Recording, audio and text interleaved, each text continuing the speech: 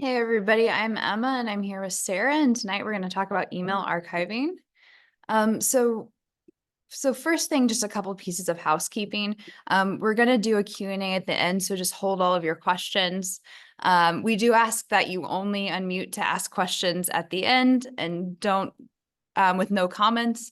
We are recording this presentation and we'll put it on our YouTube page, and any comments or any kind of resources that you'd like to share, you can add them in the comment section there. We've just found it's an easier way so you can share links instead of trying to shout out things to Google. And then just please stay muted. We've got about 80 people here tonight. So I think last week we had someone try and call their dog. So just double check that. So really quickly, Backlog is the name of my company. We're putting on this webinar tonight, and Sarah works with us. We do basically all things research and archives. We do archival needs assessments. We can help you write policies. We've done a lot of digitization for some smaller places. So basically anything that you need some outside help with, we can walk you through. And I'm Emma. I started Backlog in 2021. We're about a team of 15 now. And from here, I'm going to hand it over to Sarah. Hi, everyone. So for my day job, I work at Washington University in the libraries there, archiving websites and email. I also volunteer at the National Building Arts Center, which is my favorite place on earth. And if you're interested in St. Louis or history or the built environment, I highly recommend checking it out, nationalbuildingarts.org. So yeah, next slide. So yeah, I just want to welcome everyone. I'm so glad you're all here. I've been an archivist for a few years. I've worked in libraries for many, many years, and I've been an email archivist for about a year. It's a brand new thing. So I've had a chance to learn a ton, but I'm still really excited about it. And I hope you all can come to see some of the value of archiving email today. As Emma mentioned, we'll do questions at the end. Emma will let you know when it's time for questions. And I am very willing to share my slides. I can send out my slides. So if there's something you miss or you want to refer to, or you're like, I can't take notes enough as much as I want to, you can email and you can have that information afterwards. So here we've got a webcomic. This is the very popular webcomic XKCD by Randall Munroe. So these characters are talking about digital preservation. They're saying hard drives fail, but their bits can be copied forever without loss. Is that true? Is that a way that we can think about digital preservation? Not quite. You can see in the comic itself, by the end, there is degradation. So anything on a computer is made of bits. Bits are the ones and the zeros that make up any computer file. Absolutely anything that lives on a computer, that's the code that it's made of.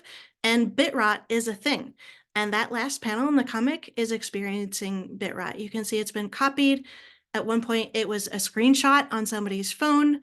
So when we think about digital preservation, of which email preservation is a part, there's a lot of nuance there. We might think some things last forever just because they're on a computer. That is not true at all. We have to preserve things in a specific way. Yeah, normally with email in particular, our email providers, whether that's Gmail, Apple, Google, Microsoft or AOL or really any email provider, they take care of that preservation for us usually. But they also do have failures. Things break. They also have limited space. Space is not free for anybody, even if you're a very large company. Sometimes they want to charge us money. They also hold all of our content, and while we own it, we own our content, we ourselves don't necessarily hold it. And that's something we don't generally think about, but it's worth thinking about. So that's some of the concepts that we'll get into today. Next slide, please. Is email an archival format? It is very different from your standard, when you think of an archives, you think of handwritten letters in, an acid-free folder. That's definitely an archive. That's definitely archival. And then you're like, okay, what about email? Is it archival? Like, is it? So here's just a little bit of a timeline. It's a very brief, very rough timeline. It excludes many archival formats, but I just wanted to kind of give you a chance to think about whether email is an archival format. One of the points on the timeline, 1450 Common Era, First Modern Archive. So since that time, archives have been a discipline. It's been formalized, professionalized. There's ethics, there's policies and procedures. It evolves. There's a body of work that has amassed over the years to support the techniques and the philosophy in the archives. So, and that has had to evolve as the formats have evolved. And you can see some of the formats here. They start out real analog with clay tablets, and they move forward, kind of getting less and less analog as time goes on, up into in 1990. In the 90s was about when we started archiving born digital objects. So that's anything that was born on a computer. It didn't start out as a typewritten page. It started out as a Word document. Those are born digital. In 1996, websites, when you think about that archival format, it's very specific. You can't just print out a web page and be like, boom, this is a great archive. It's not. That wouldn't be a great archive of a website because you can't click around. It doesn't reflect the original nearly well enough to be an acceptable archival format. So email is similar. It has certain needs. You could print out a bunch of emails in a stack, be a giant stack, put it in a safe and be like, I have archived email. But there are better ways to do it. So that's what we're going to talk about today. Next slide, please. So this is a little bit of an agenda today. We're going to get into managing your own email, like personal email, and also what it would be like or what it consists of to manage an email collection, like for an organization, anything, any kind of organization. If you used to get boxes of letters and now you get hard drives, that's what this relates to.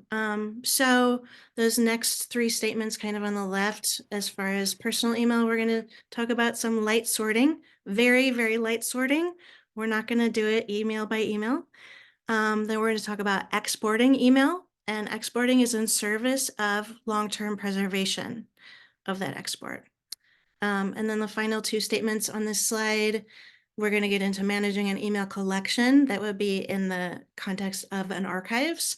And then at the very end, we're going to view an actual processed email archive collection, which there's very few out there for the public. And so you can see how it's different from a stack of printed out emails.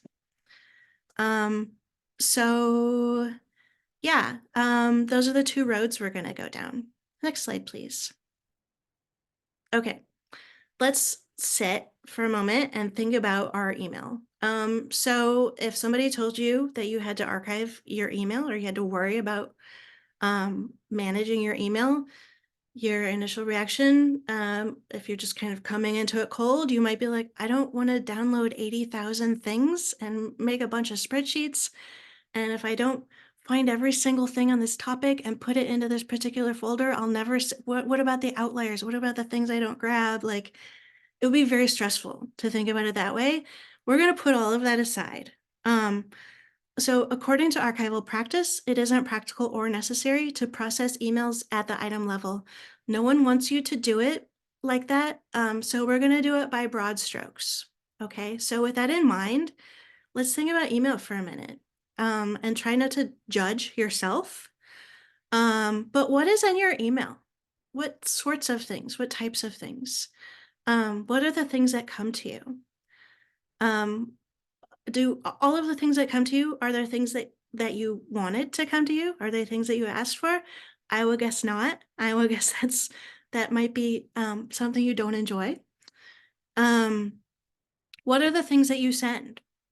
Who do you send email to? And do you ever want to see those? Outgoing letters, again, do you need to have those? Are there documents in there? Are there attachments? Many things can be attached to an email. I had a friend who used to send me songs, like a literal MP3 as an attachment to an email. very large? Are there receipts? Are there important documents, medical, homeowner, whatever? Are there advertisements in there? Does anybody think they might have maybe a few ads in their email? So those are the things we kind of want to think about as we're going to start to consider how do we manage our email. Next slide, please. So when I say light sorting, spoiler, it's filtering. Filtering is what it is. You may or may not filter. I think you will probably get some value out of this, whether you're just a very practiced filterer or whether you're like, I don't want to think about filters. It's worth just putting a little thought towards. So if you do some filtering, I'll kind of lead you through it. This will serve your daily use of email. Like if you're annoyed on a day-to-day basis, maybe you don't have that. Maybe when you look at email from day to day, you're fine with it. And if so, filtering will serve our ultimate goal, which is long-term preservation. So we're gonna, as we filter, we're gonna utilize folders and or tags and or labels. Folders used to be kind of different from tags and labels, but since the advent of Gmail, they're not so much. It's just a way to like categorize. It's all categorization. So once we have the emails lightly sorted, we'll then talk about some annual maintenance or periodic maintenance, any time frame, which will lead to long-term preservation. And what I'm going to lead you through is just one way to do it. You might like it and be like, this is just I try to do it the easiest way, the like most low stress way. And you might be like, that is not low stress for me, but it might inspire you to find your low stress way. So as I go through it, just do whatever works for you. Next slide, please. Okay, so I'm going to do screenshots of several different email providers, but we're going to start with Gmail since it's probably the most popular. You might think you need to go to settings, or you've probably been in settings and been like, I don't enjoy my time here. There's too much to look at. There's too many things to check or choose. There's too many choices. So when I manage my email, I don't even go there at all. What prompts me to manage my email is when I get an email. So this will be on a day when I'm like, I happen to have a moment. I'm sitting down at my computer. I'm not looking at my phone. I just feel more like I can do things with my email when I'm on a computer. And I get an email and I have maybe just a minute to do something or other with it. It starts with a feeling. That's what prompts me. That's otherwise it wouldn't happen. I get an email and I have a feeling about it. It strikes me as either quite important or quite unimportant. And I have a desire to do something about it. Like, oh, this is from my boss, or it's from my mom, and it's very important to me. Or I am so sick of emails from Old Navy. I don't really want to see any more ever. Those are the unimportant. So being driven by feelings makes me do it. So just to note, if it's a very unimportant email, yes, I can unsubscribe. However, when I manage my unimportant email, it's to use it as kind of a storehouse of things I might want someday. I might want that coupon, or I might want to start reading that newsletter if I get more into that topic. That's why I'm filtering rather than unsubscribing. So this first email, number one, the red one, I feel some kind of way about it, so I've checkmarked it. And then I go to the red two, the kebab menu. The kebab is like a shish kebab. It's the three dots vertically on top of each other.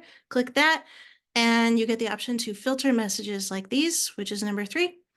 And next slide, please. So I'm going to filter messages like these. Anytime it's from my mom, anytime it's from my doctor, anytime it's from Old Navy. I've got this screen here, and I'm going to ignore all of these parameters. If you have a different way of filtering, you might want to utilize them. Email programs are pretty good at presenting us with menus for tasks that you need to do. They're quite user-friendly and not as scary as the whole settings menu. So if you'd like to create filters your own way, please, more power to you. But if this is me, I'm just going to click on create filter. Next slide, please.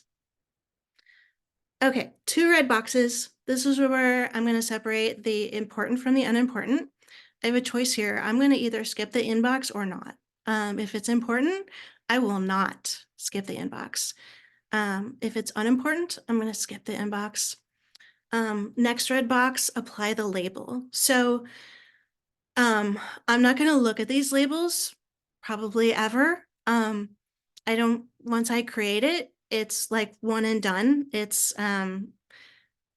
the creating it is useful, but the use is sort of invisible. But it does serve the eventual long-term preservation that I'm going to do of my email account. So I'm going to apply the label mom, or I'm going to apply the label Dr. So-and-so, or I'm going to apply the label shopping. And that's it. Then I'm done. I have lightly filtered my email. I've lightly sorted it. Next slide, please. So at this moment, we're going to go on a little bit of a side quest. The topic is emailing files to yourself. I would never tell anyone to stop emailing files to yourself. I email files to myself. It is not good practice, but I consider it a non-negotiable. How this works, how I think of this is, okay, here's a screenshot just to show a different email provider. This is showing how Microsoft Outlook does filters. My filter is called attachments, and the parameters that Outlook is going to take care of for me. I never need to do it myself on an item by item level. From Sarah Weeks to Sarah Weeks, great. And I've also set the parameter, it has an attachment. So that creates, it's sort of bulletproof. Like this is going to be all stuff that's going to get itself sorted, and it's going to do a good job at it. And then I can choose whatever. I can do it, forward it to a different email, sure, whatever you want to do. But the important thing is that I'm going to it's called categorize in Outlook. So I'm going to add a label, attachments to sort. So when my email is too full, you can do this in like Gmail or iCloud. Those are kind of the two that I feel like people, they're always yelling at people, like, give us money. This is the action that I'm going to take, and I've just set myself up to do it really, really quickly. So this is why. So born digital archival practices are better for documents like a PDF, any kind of attachment, and email archival practices are better for correspondence. And this is why. The average size of an email is 75 kilobytes. That's very small. Kilobytes is very small. A large PDF would be 16 megabytes. That's 16,000 kilobytes. And your average photo, somebody emails you a photo, that they vary a lot, but let's just say 5,000 kilobytes. So if an email with no attachment is 75 kilobytes, and an email with a photo attached to it is 5,000 kilobytes, 75 versus 5,000, that's a huge difference. That's why your email gets so full. So if you could have an easy way to like, okay, it's been a semester or it's been a year, I'm ready to do something different with those things, and then the size of my email account will be small again. That's how that works. So that's the end of the side quest. Next slide, please. Okay, so we have lightly organized our email. We've taken care of the most important and prioritized those, and we've taken care of the least important and we've deprioritized those. We're just kind of not doing much with the stuff in the middle.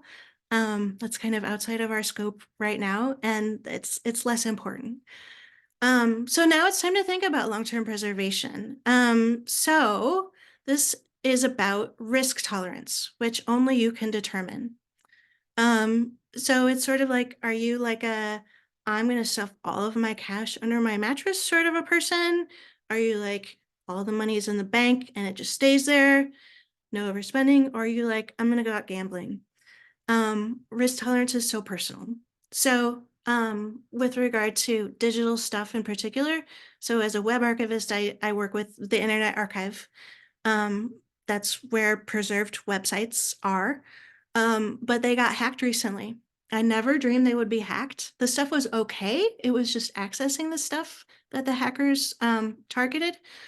So the stuff was not in danger of getting erased or anything. But I just started thinking, I don't want to put all my eggs in this basket. And then I was like, according to just kind of like archival practice with digital preservation, you don't ever put all your eggs in one basket.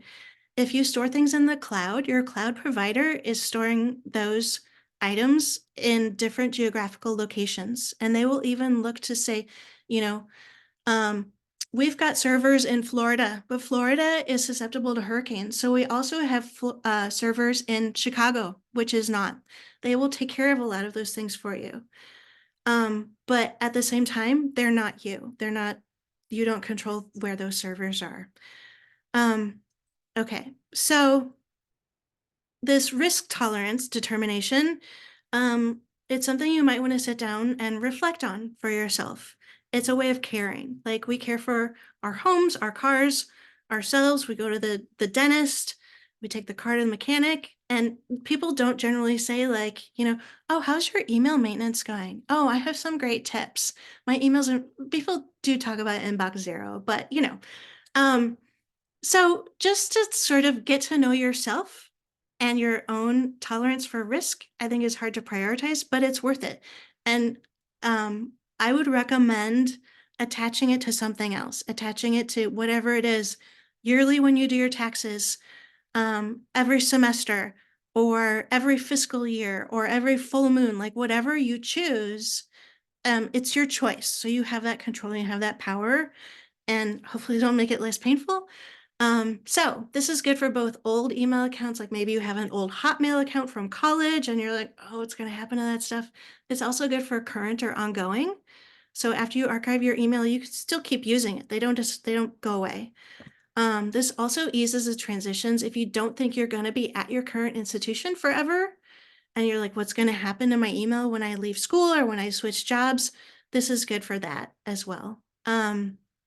It's also good for, maybe you don't ever want to see any of your emails ever again. You'd rather throw them all away. But maybe you're not. Maybe you want to save them for your descendants, like show your descendants what was communication like in 2024, or maybe for work reasons. Yeah. So next slide, please.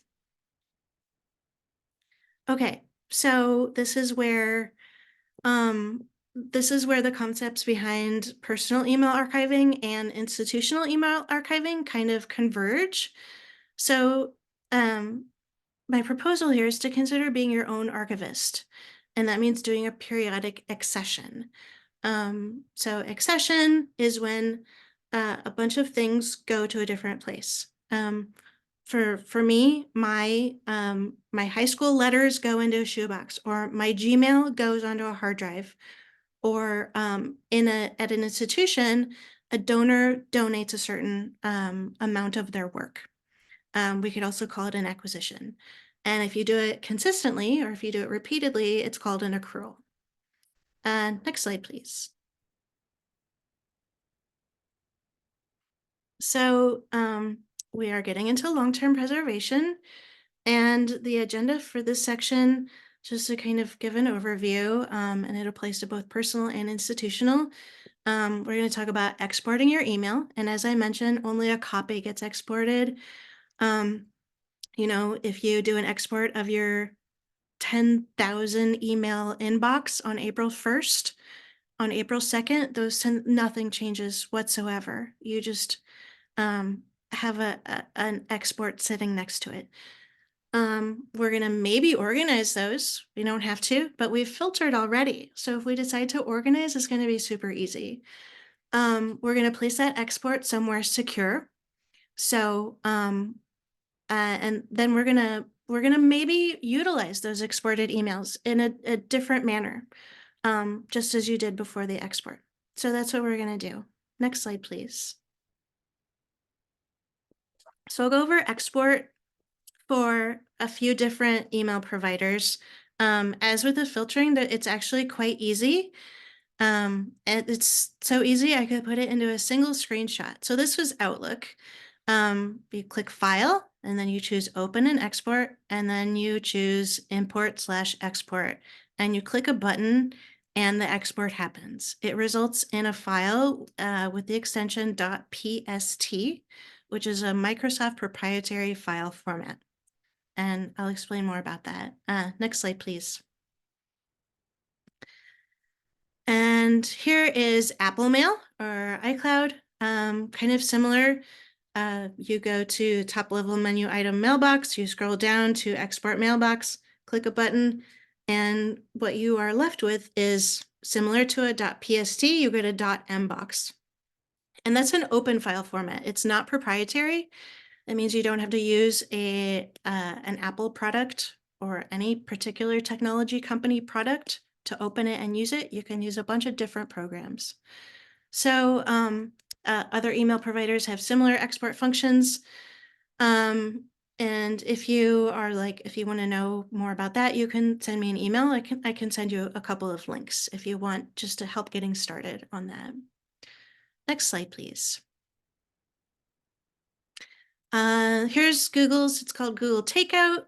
If you do that, you also get an mbox file, and then, okay, the image on the bottom, where I'm questioning, it's something called eSoft Tools Google Takeout Converter Software, and it promises to take your mbox result of your Google Takeout action and put it somewhere, like a new Microsoft Outlook or somewhere else.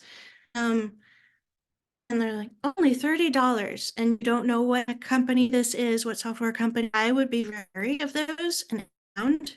See if you can find a way, like, do I need to buy a software? My chances are no, to accomplish a task like this. So just watch out for those.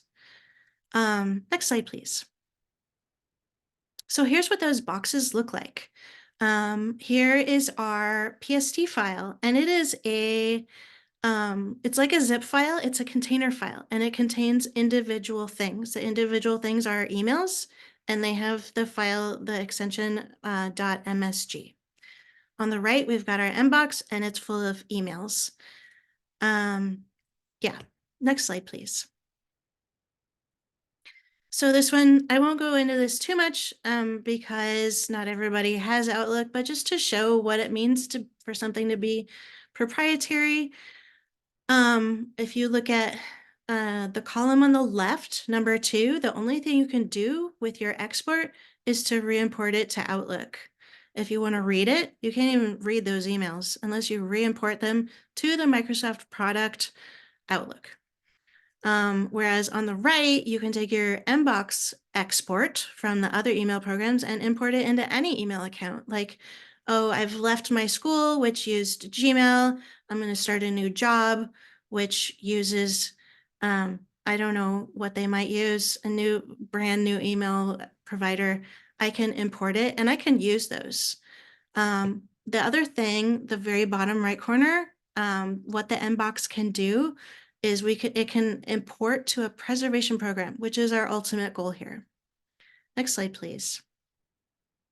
Here's a preservation program. So Email Archiver Pro, it does cost money. It is proprietary, but it's a good one. It's something that is used at universities.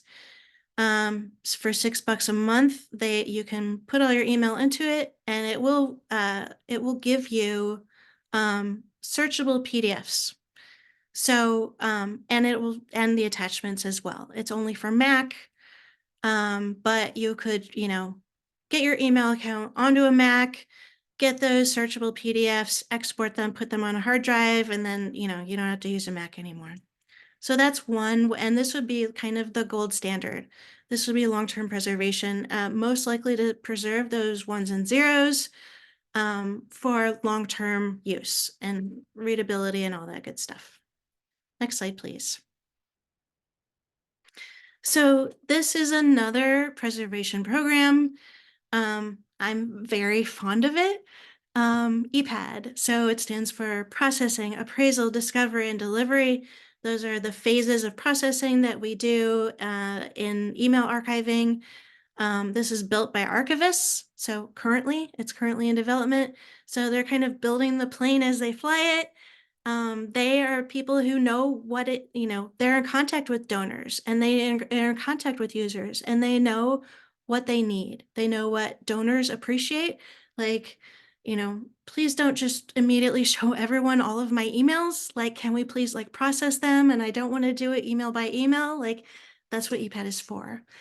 It's very popular. It works with Mbox files and it's open source, non-proprietary. It actually doesn't use the cloud, although once you have completed your work, sorting, processing, redacting, deleting, whatever you want to do, you can put it in the cloud and serve it to people on the web. You can also use it as an individual. So yeah, pretty great thing. Next slide, please. Here's a little bit more kind of the nitty gritty on like how an email archivist would do it in an institutional context. So I've got a bunch of emails from a donor, a famous author, and they're like, listen, you have my papers in your repository, but I have personal email mixed in there with my professional email. Can I review those? And ePADD, you run it through a lexicon and it will pull aside the emails that have any word you want. Maybe you have a certain death in your family, a certain disease, and you'd like all the emails that have that word in it pulled out so you can review, keep it out of the archive, keep it just for yourself personally. ePADD can do that. So, and it also can remove things like social security numbers. So this is in alignment with archival ethics. We don't want to release to the public anything that the donor doesn't want. Next slide, please. So we're getting to the end of what you can do with your exported emails. Do I have to just keep them in a safe and not touch them? Do I have to put them on a hard drive and put them in a safe? And like, well, what if I want to use them or see them again? You can do that. The preservation programs may or may not support doing that. You can import your export. So you can place your export somewhere new. As I mentioned, if you're going from one workplace to another, you can bring your emails along with you. Like, oh, I did some work 10 years ago where I really want to refer to. I had this conversation with a colleague. Let me find their email. Oh, that's from my old job. No, it's not. It's with you at your new job. Mozilla Thunderbird, I think I won't get into now, but if you're looking for a program that can accept that import and continue to utilize it in the future, not just view the old emails, but forward them to people, actively use them. Thunderbird is a good open source solution for that. And yeah, we shouldn't really get into that. So if you have questions, let me know. Let's see. Next slide, please. So we've gone over lightly organizing your email. We've gone over risk tolerance, how it relates to what you decide to do with those emails. This section has been a really brief, really broad overview. So before we get into looking at the example corpus, I just wanted to say, there's a lot of additional ways to manage your email, to use folders, filters, tags, and labels. And there's also additional ways to archive it, to do long-term preservation. If you have questions, please let me know. I'd be happy to give you my slides. You can email me with questions. I'd be happy to just kind of point you in different directions. Or if you want help starting an email archive for your organization, that could be a project Backlog could help you with. But there's one more thing I want to do, and that's show you this example corpus. Stanford is the only example I know of an archived processed email collection of a real donor that's online that you can lose yourself in. You can go through everything. And it's at epadd.stanford.edu/epadd/collections. And we're going to look at some screenshots of it. So corpus is a body of work. I'm really glad this term is in use because we use the word collection for absolutely everything. It's nice to have something a little bit more distinct, but it means a collection of emails from a single source. So as we look at these, you might want to think about, what does a processed email collection look like? Think about if you're sitting down in an archive with this acid-free folder full of handwritten correspondence. What can you do with that?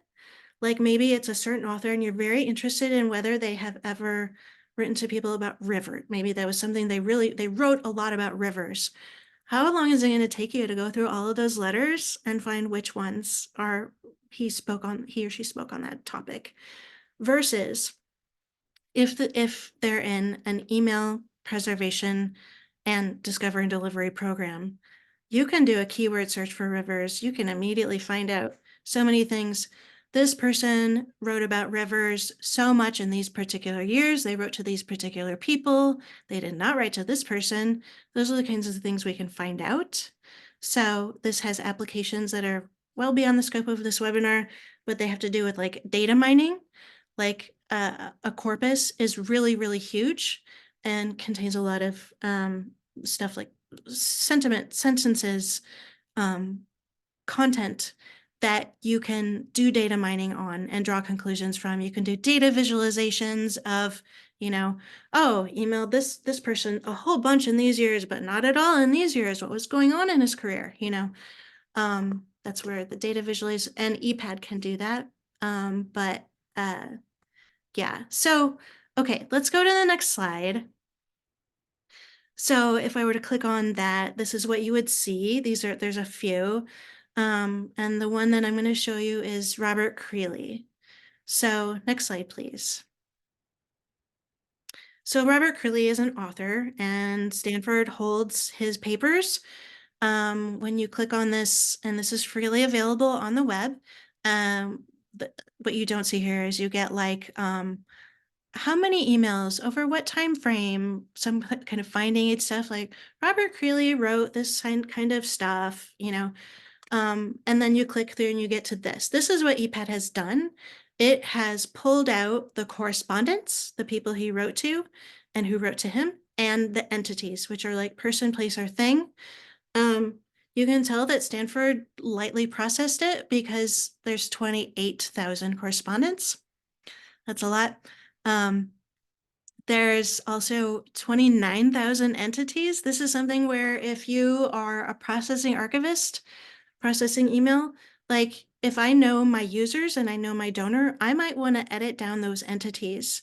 I might want to, I know the users are going to be interested in these particular things. They're not going to be interested in the entities that ePADD assigns, like airports, buildings.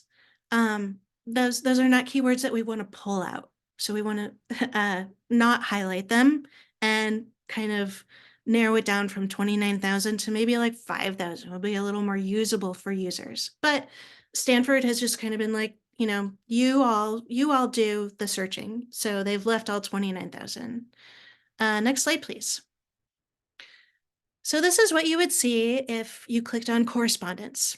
So there's the first one is the donor himself, Robert Creeley. Second is a family member, Will Creeley. Third is a newsletter, Truthout. That's a news organization. So you're already learning something about his correspondence. Like, oh, he got a lot of emails from them. He must have been a subscriber to this newsletter for a really long time. What does that mean about his approach to life or his philosophy or whatever? And you can sort these and filter and all this stuff. You can do like a very advanced keyword search. But if I were to click on Robert Creeley, I would get to what you see on the next slide. So you can see this is an email.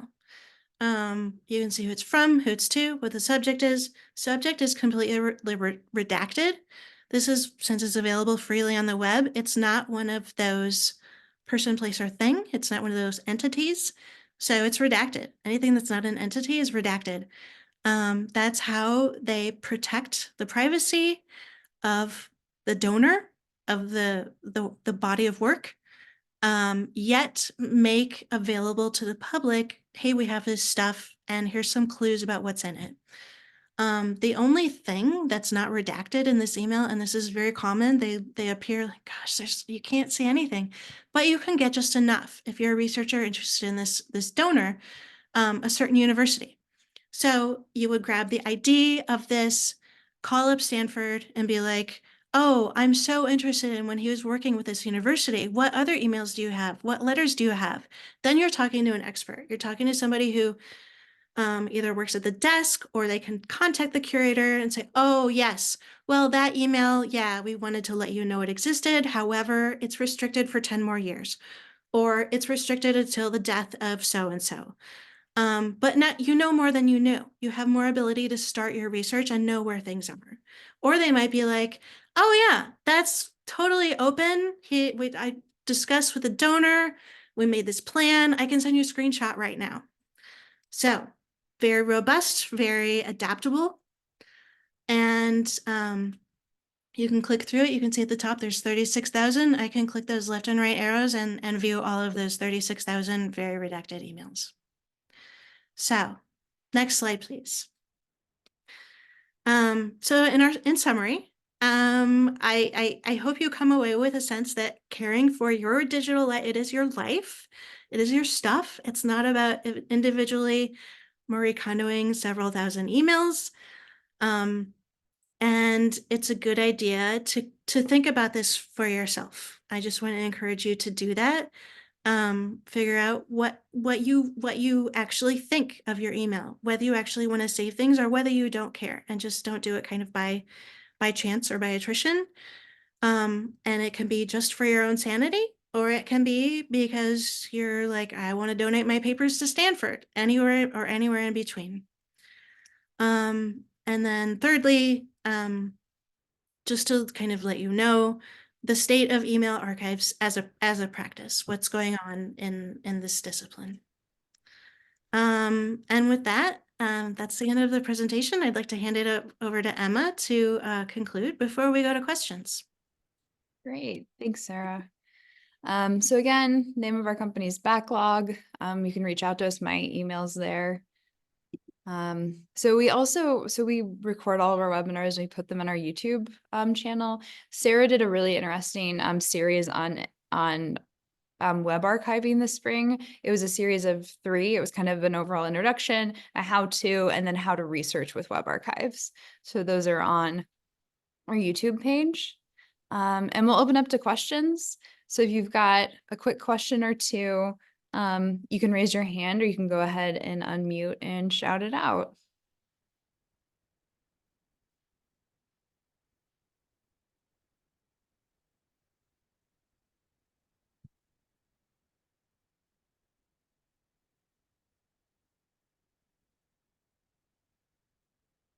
Everybody's too busy contemplating their email.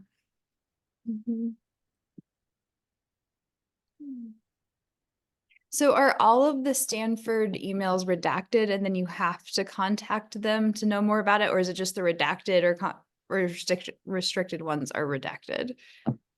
They're all redacted like that, except for the keywords. And Okay. the donor and the archivist they have power over which keywords make it through. So so that is variable. Okay. I have a question about PST and mbox formats. Yeah. I think there's a workaround to converting from PST using Thunderbird, which I know you mentioned. Is the way to go about it pretty much still paid third-party tools, or is there, I guess, as free as can be way to convert? Thunderbird is the best free way. There are tools, kind of like I mentioned, that eSoft program that wants to, help you do your Google Takeout. There's a lot of things like that for converting PST to mbox or converting any number of email formats to other email formats. But I've used a few of them and talked to a lot of email archivists, and they're like, we get different results if we use different tools. So they're just, I'm not sure. They're just kind of questionable. But the Thunderbird option is a good one.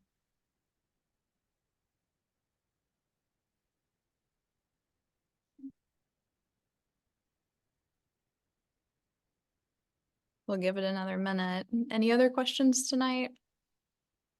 I know this is a new topic for a lot of us.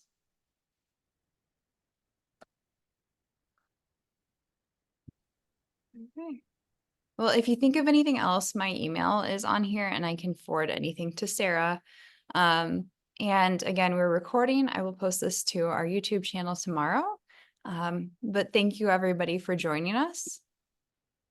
Yes, thank you so much. And if anybody's doing email archiving, I would love to hear from you. So yeah, thanks everybody for attending. Bye.